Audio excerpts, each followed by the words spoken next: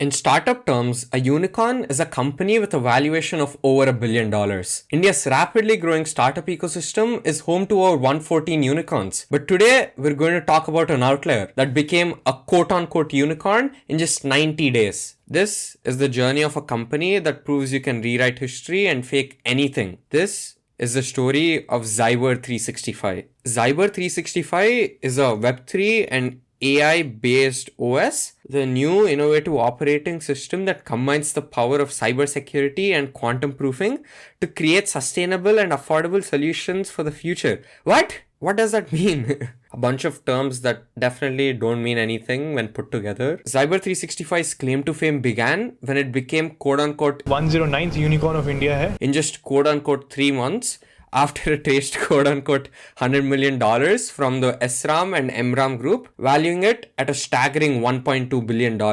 I love how these guys casually announced their funding round with a huge check. Importantly, this quote unquote Series A investment made its golden boy CEO Pearl Kapoor a quote unquote billionaire, as he now owned quote unquote 90% of this game changing company. Even more importantly, it made him the youngest Indian self-proclaimed billionaire at the age of 27. Self-proclaimed?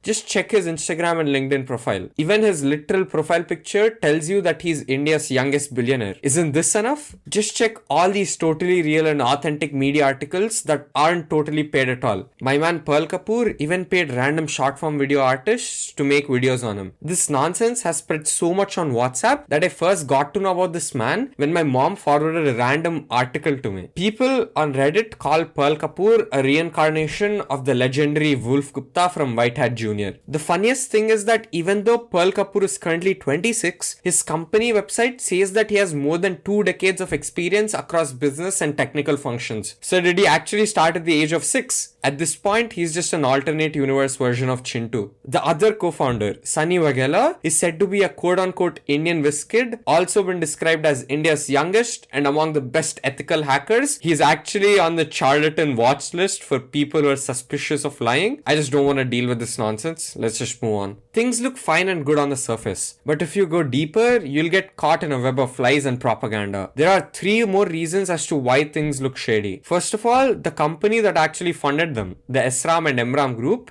is facing allegations of fraud. Tech in Asia, a really trustworthy outlet, did a whole deep dive into this company and found out that this group may not even have the funds to finance its deals. The group claimed to have committed 200,000 crores for setting up a semiconductor facility in Odisha along SK Hynix, a South Korean group. However, as per the South Korean group, no such deal or negotiation ever took place. These guys also casually just dropped a plan to build a 110-floor skyscraper in Mumbai, but nothing ended up happening. Just imagine, what are these guys doing, bros? Like, just randomly announcing random projects and thinking it will do something to them. Secondly, Zyber 365 is a company that is actually registered in London. So how is Zyber 365 the quote-unquote 109th unicorn of India hai? if it is not even Indian? After going through the company's registration details pretty deeply, I found some really suspicious stuff. Pearl Kapoor and his co-founder best friend Sunny Waghela actually resigned from the company board as directors in the August of 2023. Although this doesn't technically mean that they left the company, the CEO and CTO not being on the board is a huge warning sign for a company. Also, even though this company issued 100 million Great Britain pounds of shares, it doesn't mean that they actually received these funds. They used the non-cash consideration through their assignment of intellectual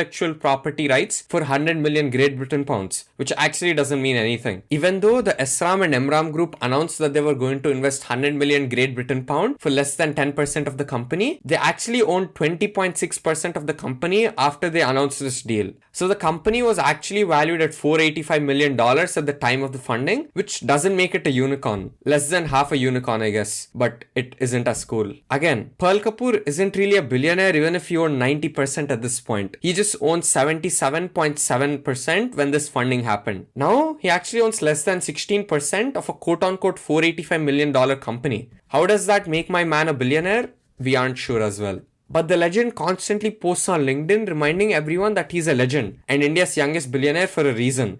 Third point, this is the most important. What the fuck are these guys trying to build? I'm pretty sure they also have no idea because they claim to build different things on different websites. AI, cashless stores, cyber security products, which we'll be bringing up. leading to globalization 3.0 and sustainability. I think it's a great thing that we're doing as an integration of AI, cybersecurity, and Web3. What really bothers me is that despite lacking tangible products or services, the company has started promoting itself as a unicorn to everyone. This is a terrible precedent for the whole startup ecosystem, not just in India but throughout the world. The Indian media shouldn't really encourage these bad players, as it manipulates the minds of innocent people who are desperately looking at starting companies like Zyber 365 as a means of survival. It encourages people to pursue these short-term meaningless goals like becoming a unicorn instead of working towards long-term goals and impact that actually matter. All the best to the team. I hope they prove me wrong somehow, but things aren't looking good for now. Bye.